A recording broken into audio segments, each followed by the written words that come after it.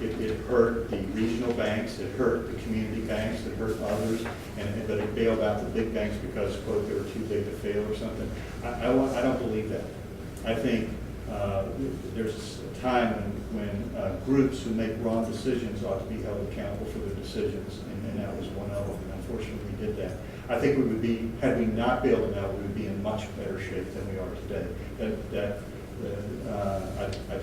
I didn't see anything either. No, I've had many people come to our district office asking for us to intervene and try to get them to work out some sort of lower payments and other things.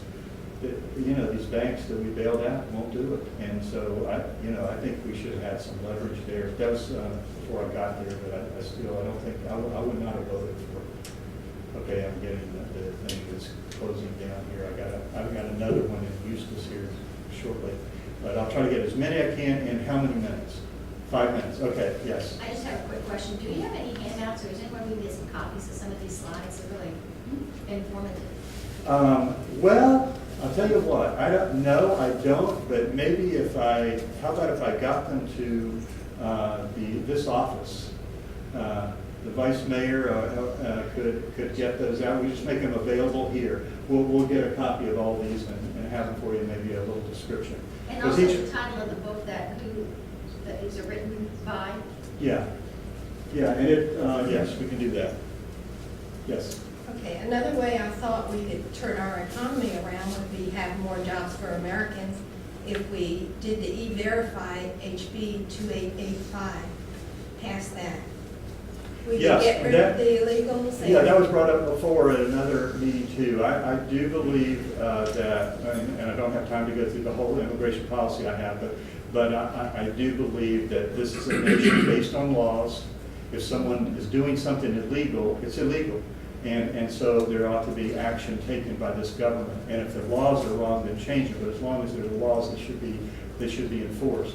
I spent July 4th this past year down at SeaWorld, and 352 people from all kinds of countries came. And they had gone through the citizenship through the front door, just like many of our ancestors did, and became a part of this country by denouncing the country they were from, publicly doing that in an oath, and publicly claiming that this is their country and that they're willing to even serve in the military and other things if asked. And then saying the Pledge of Allegiance and singing the national anthem, and it was just an awesome thing. That's the way it should be.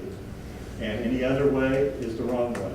And if you go, you can't go in the back door. There is a back door, there's a front door. We do the front door. That's what I'm doing. Yes. Who hasn't of you haven't asked questions? You haven't asked questions. Have you asked questions?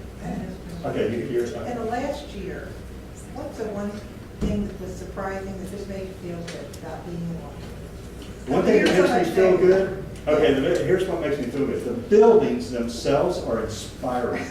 They are. I mean, you go inside these buildings, and my namesake, Daniel Webster, he's got his quotes up on the wall and everything. That's pretty cool. I got a statue of him in there from Massachusetts. Yeah, so that's pretty inspiring. You get and you walk through, and the people and the voices that have been in those buildings is just awesome to think about. And the debates that have gone on, and the way this country, and just the survival of this country and the freedoms that have been spelled out there, I think that's the most inspiring thing that I've seen since I've been there. It's very good.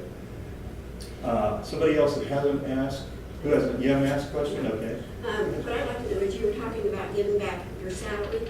Why is it that Congress keeps voting themselves more money, and we get hardly anything? For 3 years we didn't get, for 2 years we didn't get a Social Security raise. And also, why didn't you have the same health care that we have? Yes. Well, first answer to the question is we voted to not do an increase for our salary for the last, at least time I've been there. There has been no increase. However, I moved mine back to 2008, which there had been an increase since then. I did not take the health care. I don't think that maybe one or two other people did. I did not take the health care. It's subsidized, and the biggest write-up on my own health care insurance. I didn't go there for benefits. I went there to make a difference. That's great. Yes. Right there. veteran, 30 years of the Navy and Navy Reserves, graduated from Duke with an MBA, 3.8 grade point average, graduated from the Navy War College with honors. I'm a smart guy. I'm looking for a job. I'm unemployed. I've been looking for 6 weeks on the USA job sites. I can't even get my foot in the door for an interview. And I'm an educated person.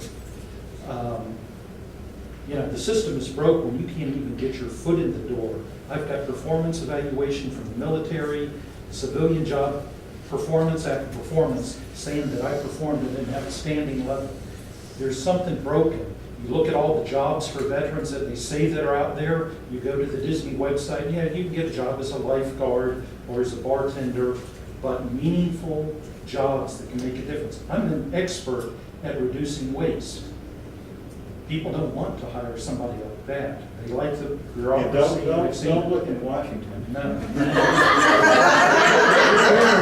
What's being done as far as, you know, meaningful jobs? You know, this area is particularly bad because of the service industry, but I've been applying for jobs in DC and Boise, Idaho. You can't even get your foot in the door because of the bureaucracy. I don't know what to tell you, except I know getting our economy going, like I said, 8% of the businesses, only 8% are thinking that they're going to expand in the next 2 months. I think, again, if we can go after those 3 C's, providing capital, building confidence that the public now knows they can spend money, and creating some sort of certainty that government's not going to regulate them out of business. Those are the things they're looking for, and we're trying to provide them. And if we do, I think jobs, good jobs, great jobs are going to open up. And when you leave the reserves, you don't get your pension until you turn 62, and you're in a gray area as far as health care. You don't get your health care either until you turn 62, even though there was a mandate that said that the government would provide, you know, that you could purchase it, but they drugged their feet on that too.